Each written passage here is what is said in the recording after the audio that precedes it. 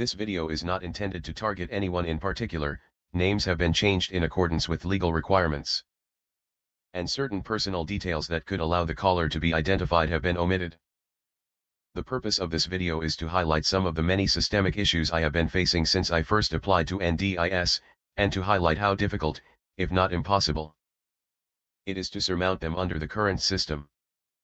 This script is being read by a text-to-speech program, as I have tried and failed repeatedly to record the script using my own voice. I apologize for being unable to do this myself, but I hope that this allows my story, which highlights several systemic issues within the NDIS, to be more accessible than a blog post ever would be. On August 5, 2024, we received a phone call from NDIS about my NDIS review. This was the first official communication we received. My mother is my nominee. At the time I was unconscious and in a medical episode, so my mother took the call. The call was legally recorded so that I could hear it later, as is standard practice for my disability, which involves spontaneous loss of consciousness and memory loss. As such, I was able to hear the entire call in full, and what I heard was a combination of shocking, frustrating, and downright problematic. 20 seconds into the call, the caller, we shall call him Joe, apologizes that it has taken so long for him to call, but he only received my case on Thursday, 1st of August. At 30 seconds into the call, Joe acknowledges that the request for a review was submitted some time ago in May, however that is incorrect. It was submitted in March, specifically on or around March 28. At this point it was about 130 days overdue. Regardless, Joe acknowledged that the review was severely overdue, saying we're legislated to look at these changes within 21 days, and we haven't done that. And because of this it gets automatically sent to the internal review team instead of the normal channels. There are a few things of note here. First, as has already been mentioned, the review was already 130 days overdue, and the NDIS participant service guarantee, as Joe confirmed explicitly, is 21 days. However, what isn't mentioned is that this communication notifying us of the decisions is the first official communication we have received in that time. I will now read out the following information from the NDIS website, that was confirmed for me multiple times this year by the NDIS and by Shorten's office.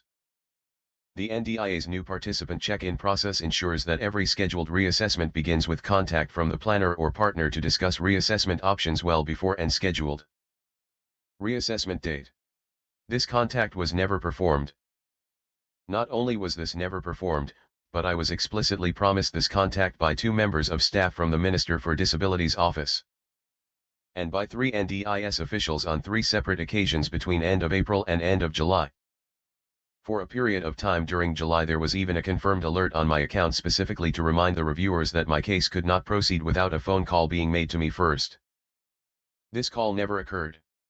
This is a major problem, as my primary disability, catatonia, is listed in the DSM-5 but is not recognized by NDIS, and a large part of my review was in making the argument that my existing budget, which was based on my autism, was inappropriate for dealing with my condition, which they seemingly knew nothing about and didn't understand.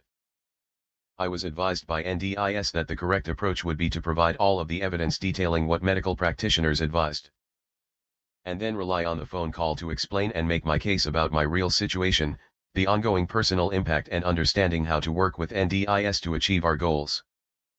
As we would soon find out, since most of the evidence wasn't related to my autism, it was dismissed as irrelevant, including the diagnoses paperwork for my other 2 disabilities, catatonia and dissociative disorder.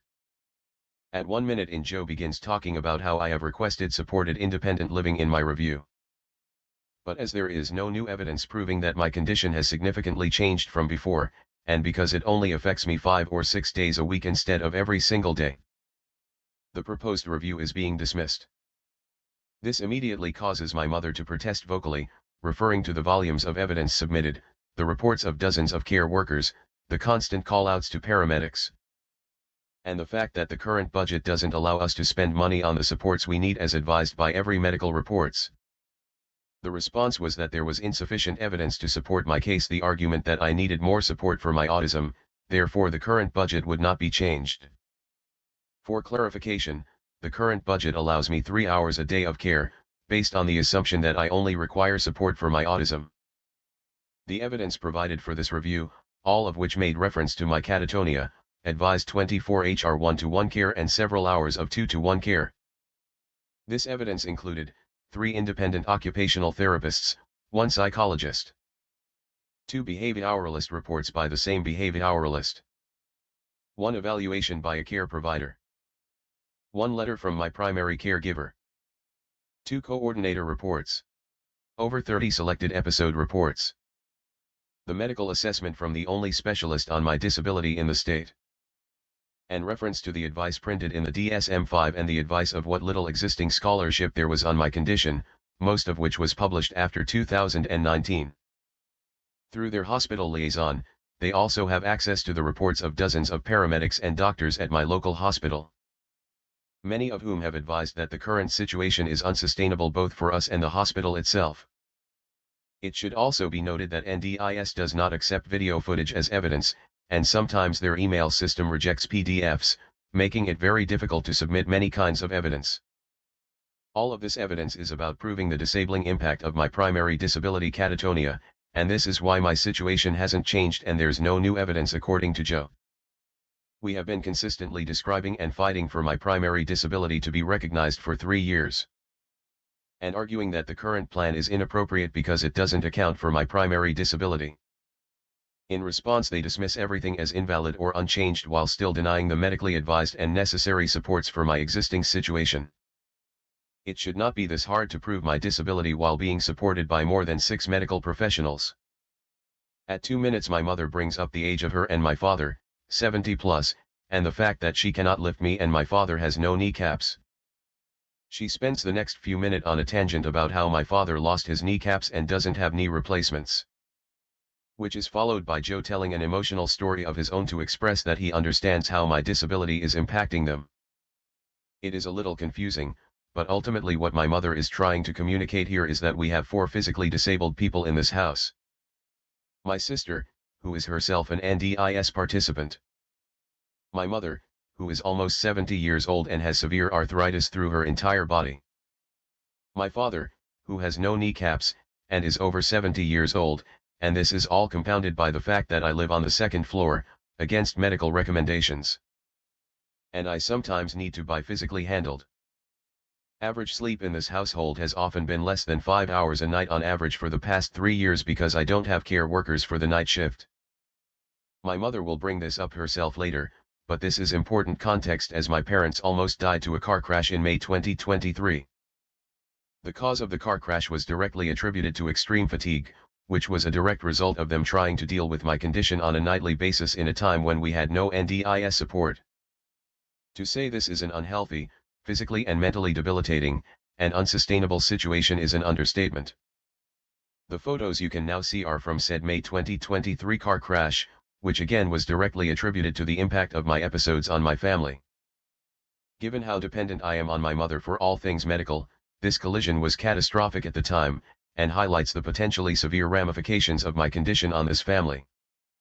You tell me that our current is sustainable. This will all be mentioned or alluded to later in the call. At around 3 minutes my mother gets back to the point about talking about my episodes and their impact. In particular focusing on incidents related to me trying to go to the toilet or falling down the stairs. And talking about how there have been times when we have need as many as 3 ambulances to deal with me in an episode. At this point my mother is rambling and it is a little confusing without clarification. In some episodes I can walk, and may do stupid shit like climb in dishwashers, try to put my clothes in the oven, fall over trying to get to the toilet, or try to cross the road by dragging myself with my arms. In others I am physically incapable of most forms of movement, at best able to make jerky movements, and may or may not comprehend the English language. Those are the good episodes. Easy to manage. These differences in severity are difficult to communicate, especially in an emotional state, and are a big part of why video footage and direct communication are so important. Additionally, my weight of 94 kilograms is brought up. I've spoken to 3 physios in the past year. 2 won't take me on because they physically can't, and the 3rd wants me to go to an expensive neurophysio because they have no idea how to safely exercise me with my condition. I can't afford them and NDIS won't pay for them because it isn't considered reasonable or necessary. All of this information is important to communicate over a phone call, as there is no formal way to submit this evidence to the NDIS except through this kind of communication. NDIS official response to this specific issue: if you can't handle him, call an ambulance. We would receive this advice several times in this phone call.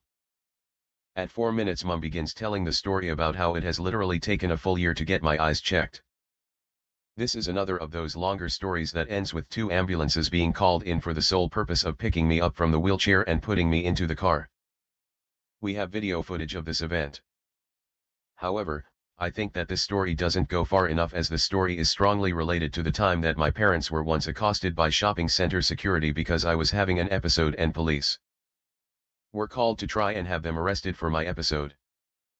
That story ends with first security and then the police blockading my parents' car while they were trying to get me into and out of the wheelchair.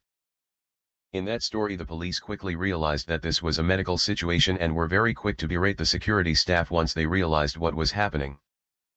It should be noted that these incidents keep occurring partly because I haven't had regular care workers since December 2023, the budget ran out before Christmas. That's 8 months without NDIS support, and a similar issue occurred in 2023 between April and August as well.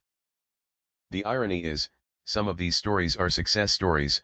The police did ultimately defend my parents against the abusive security stuff.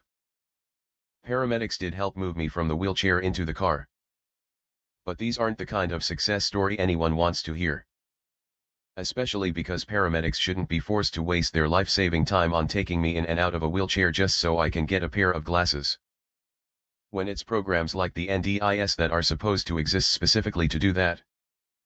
However, the response from NDIS continues to be: if my 70-year-old parents can't handle it, call an ambulance. At 6 minutes, Joe claims that we need an occupational therapist to justify why I need 24-hour care, and claims that without that evidence all they can do is uphold the previous 2023 decision.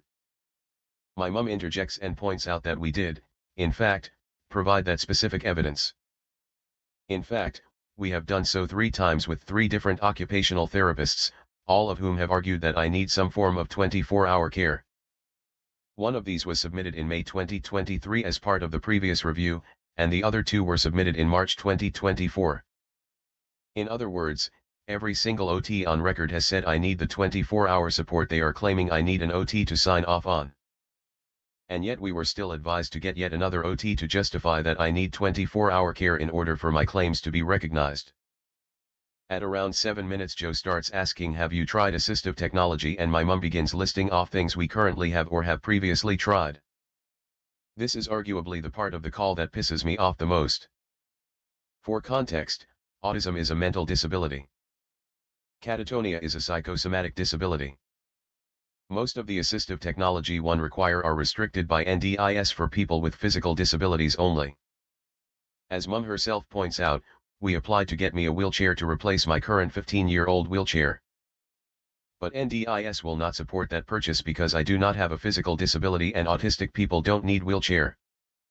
In fact, several of the assistive tools that Joe recommended, such as a hoist or a buzzer to detect falls, we have also applied to receive funding for but been rejected. Every piece of assistive technology we currently have was purchased out of our own pocket and has very limited application, if any. This is what disabled people talk about when we say that there is a financial barrier to getting on NDIS. Even being on the NDIS, I am being instructed to spend thousands of dollars out of pocket to prove, and then acquire medical support. To prove to the NDIS that they should fund my access to that assistive technology, and when we do, in fact, spend that money and try out that technology, we are rejected from further supports because the technology was not vetted by the NDIS before purchase. In my original draft of this part of the review, I expressed my sentiment on this subject in much more explicit terms. It should also be noted that some of the technology we have been advised to trial cannot be operated by either myself or my 70-year-old parents, or doesn't work the way the NDIS personnel believes they work. At 7 minutes 30 seconds, my mother brings up that she, with arthritis, and my father, with no kneecaps, that the current setup often forces my parents to race up a flight of stairs just because I've stepped out of my bed to go to the toilet. Here she is trying to communicate how my disability impacts her, and how unsustainable and draining it all is, and how all of this can be resolved by just having a care worker physically present. Over the next 2 minutes my mother struggles to communicate this, telling story after story about my condition and its impact on her. It is very clear in this call that the situation involves high emotions, exhaustion, age, and the fact that she hasn't had quality sleep in 8 months. At 9 minutes 30 seconds Joe asks if I am using the 90 hours specialist behavior intervention and the 30 hours to develop a behavioralist plan.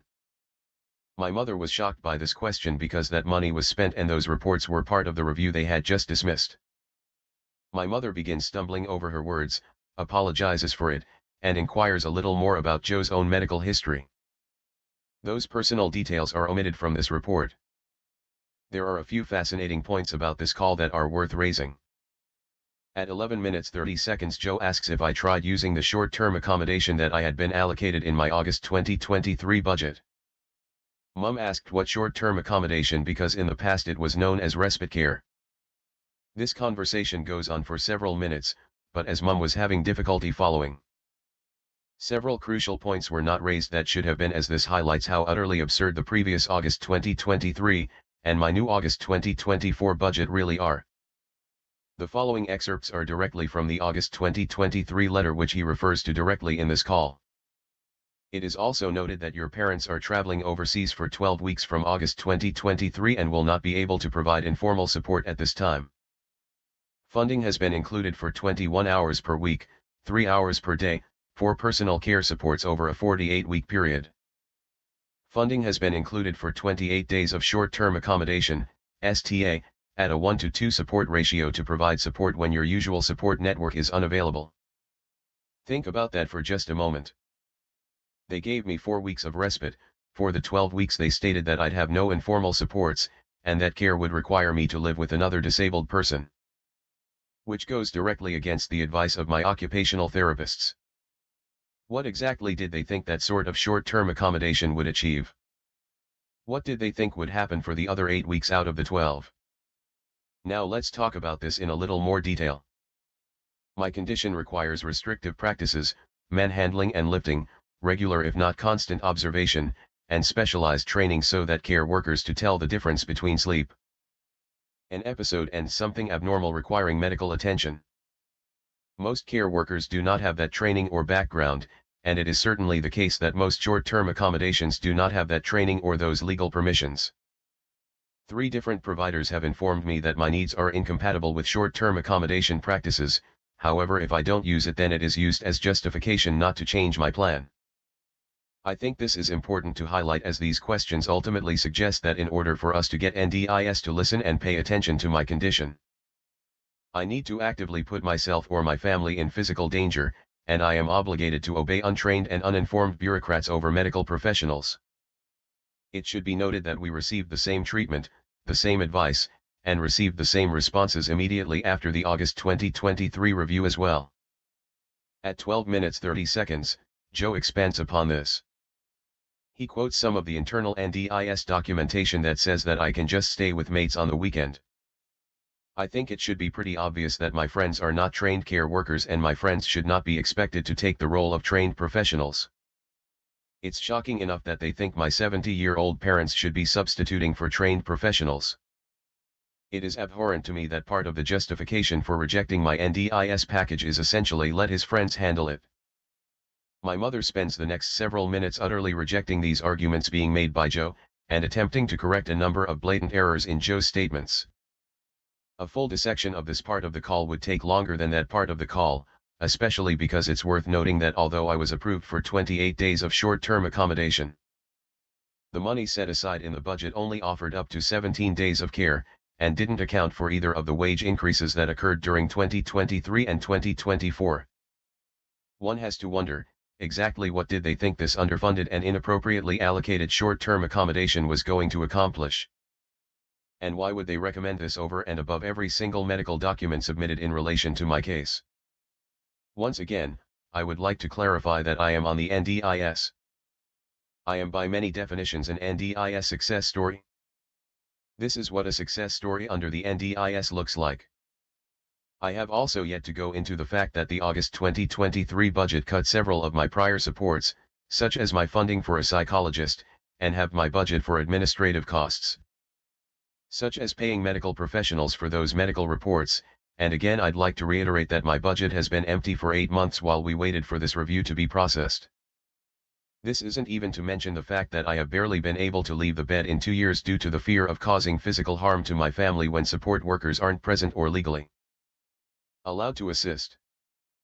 For almost 20 minutes my mother tells story after story about my episodes, including my time studying at university, the first-degree burns I suffered from a safety kettle, the 3 times I have flooded a house and caused property damage, the time I tried to put my laundry into an oven, and the times that I collapsed in the middle of the street without a wheelchair and my care worker wasn't allowed to touch me.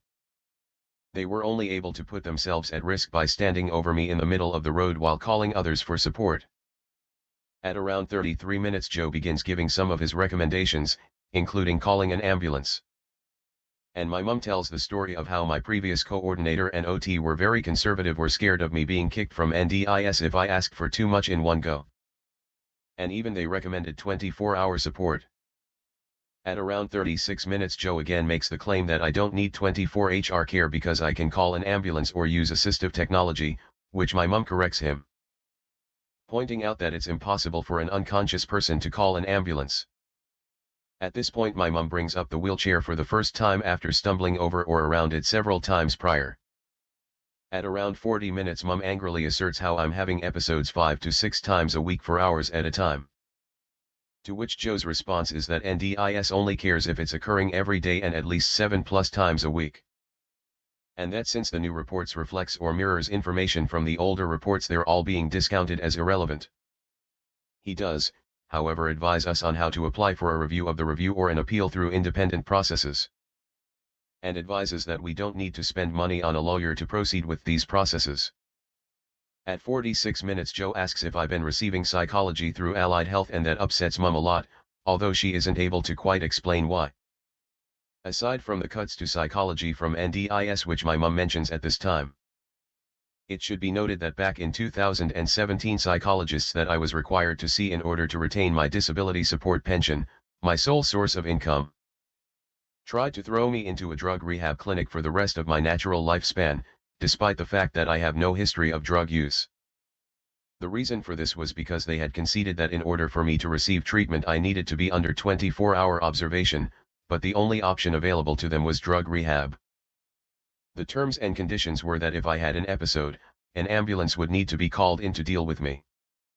However, anytime an ambulance was called on me it would reset the minimum duration of my stay. The minimum duration of my stay was 3 months, and at the time I was having episodes roughly 3 to 4 times per week. The drug rehab clinic themselves confirmed that if I signed up for the program I would never legally be permitted to leave. My psychologists informed me if I didn't sign up for it they would strip me of my pension as I was not committing to trying every form of treatment. I moved to Malta a few weeks later, and remained there until I was forced to return due to COVID. It should be noted that the team of people who signed me up for this program have recently been reassigned to me via the Allied Health system. I would now like to make an obligatory shout out for Kate Lee, my psychologist from 2022 to 2023, the single best psychologist I ever had for a long list of reasons, who I only gained access to thanks to NDIS, and who for many months represented the greatest win NDIS ever gave me. That was right up until the August 2023 review stripped psychological support from my funding because they decided I didn't need it anymore, against the recommendations of my OT and psychologist at the time. As you can see, NDIS ignoring medical advice is a recurring pattern in my case history, and it is naturally very difficult to communicate this all easily and effectively on the spot in a phone call. Which is part of why my flustered mother had so much difficulty explaining all of this to Joe at this time. At 49 minutes Joe promises to do what he can to adjust my plan, what little he can, but he emphasizes that he can do very little. Mum responds by emphasizing how much she herself needs me to have support. Because of my condition my parents can't live their own lives, and since they're 70 many of their friends and family are dead or dying and they're literally running out of time to spend time with them, or have any semblance of their own life. At around 50 minutes Joe suggests what about private rental or share housing. For anyone watching this who is not aware, my sole income is my disability pension. Because the pension also doesn't recognize catatonia, I am not on the highest payment permitted by the DSP. My payment is below the average cost to rent in the state. In other words, I don't even have the choice between rent or food, I can't even afford rent. As my mother succinctly put it at the top of her lungs, who's going to pay for that? Mum follows this up by telling the story about how in the past, 1 week of respite care on NDIS cost us $22,000, which was half my annual budget at the time.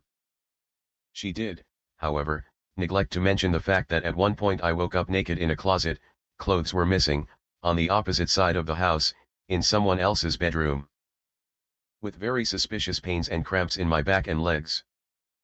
While they may have just been leg cramps from being crammed into a closet for several hours, it should be noted that my care worker's explanation for this event was that they were asleep at the time, in a room that was on the other side of the closet wall. It should be noted that I had to call for emergency aid myself. I do not know how many hours of my life were missing, as the care workers at that time did not keep comprehensive incident reports, especially when they were asleep instead of engaging in active care. This story has been told to the NDIS on multiple occasions, including when the provider was audited earlier this year. At about 52 minutes into the phone call, the buzzer goes off alerting Mum to the fact that I was apparently moving upstairs.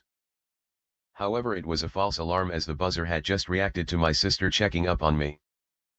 At this time I was still unconscious. At 53 minutes Joe gets back to talking about what our next steps could be, review of the review and AAT. He is at least trying to be helpful. Mum diverts the conversation to asking if these independent reviewers will see videos or accept any of the evidence we've been talking about, and once again loses herself to talking about care workers and providers and the limits of emergency services. At 55 minutes Joe gets a decent word in and actually finishes offering the advice he has been trying to give. And my mum expresses her fears that she's going to die without living her life because of this, expresses fears for what will happen to me after she dies. It is at this point that she tells the story of the May 2023 car crash. At 57 minutes, Joe re-emphasizes that my current plan is being rejected because outside of my episodes the NDIS team have assessed that I'm fully functional, and that I don't qualify for the minimum requirement of 8 hours care a day. And he emphasizes that allegedly all the care I need essentially amounts to a little grooming and prompting as per my autism. This upsets my mum a lot. At 1 hour into the call he starts reading out parts of my 2023/2024 plan that is carrying over, and my mum angrily points out that 3 hours a day plus 5 hours a week community access doesn't coincide with my episodes, especially when I still haven't been approved for 2-to-1 care, and that it goes against every recommendation we've had so far. Joe responds by making the assumption that I can totally leave the house to go shopping on my own, or that my mother can leave me at home to do shopping on my behalf, seeming to forget that my mother is already the primary carer for 2 people on NDIS who have competing needs, and that this goes against every recommendation in my medical reports, and every statement my mother has made in this call up to this point. Again, this upsets my mum a lot. At 1 hour and 2 minutes my dad gets involved. It should be mentioned my dad is working from home at this time, partly because of my episodes and the fact that he sometimes needs to abandon his day job in order to physically support me. In other words, his employment and the very income of the family is impacted by my episodes, daily. He brings up the point of my mental health, and emphasizes that 3 hours a day isn't enough support for me to do anything, especially if I'm unconscious for those 3 hours. At 1 hour 3 minutes Joe emphasizes that the decisions are made on the basis of a participant's functional capacity, and they have decided that I am functional. Joe emphasizes at this time that the criteria that I have failed to meet is that I need to be consistently unable to function for more than 8 hours a day every day, and I need to be permanently unable to call emergency services. The fact that I can't call emergency services while unconscious is dismissed as evidence. Again, he emphasizes that it must be every single day. He then explains a little how they determine what consists of this magical 8 hours, his words, which includes 1 hour a day for a participant who is wheelchair bound for purposes of mobility, 1 hour a day for assistance to and from the wheelchair, for example to go to the toilet, 1 hour a day for showering and grooming, 1 hour a day for meal prep, etc. However, since I haven't submitted new evidence that meets these categories beyond what has been previously assessed, I don't qualify for a reassessment. At this point my father rightfully responds at 109 about the argument of obscurity. How can we provide this evidence if no one told us this is the evidence they want, or what the criteria is? Furthermore, how are we supposed to submit the right evidence if they willfully reinterpret information how they please? Such as my capacity to call an ambulance while unconscious on the assumption that I would be conscious at the time. Finally, he asks how can we get our situation across to the NDIS?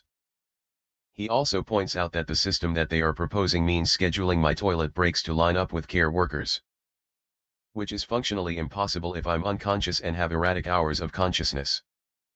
At 110 my mother questions the argument that my budget is enough for 3 hours of care a day. To clarify, the 2023 budget was in fact, below 3 hours a day assuming night shift rates. At day rates it just barely scraped in at 3 hours a day assuming you deduct all public holidays from the calendar. In other words, mathematically speaking, my NDIS budget didn't even offer what they claimed it offered. This is a really important point. A lot of the time NDIS says one thing but the mathematics do not line up with their claims unless you figure out the specific things they're not telling you they're excluding. At 111 Mum specifically asks about her plans to go overseas again. The answer is that's what the 28 days respite is for, and that's the maximum they can offer. Mum asks for confirmation about whether it's measured by days or money, and he confirms that it is based on the money. At 114 my father asserts that what he's saying 3 hours care, doesn't make sense because reasons, and Joe responds that the solution is call an ambulance. Please keep in mind calling an ambulance up to 6 times a week is not viable as it can 1. Take hours for an ambulance to respond, or 2.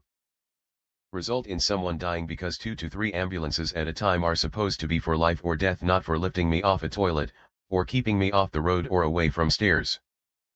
Seriously, how many people have to potentially die for me to be allowed to leave the bed?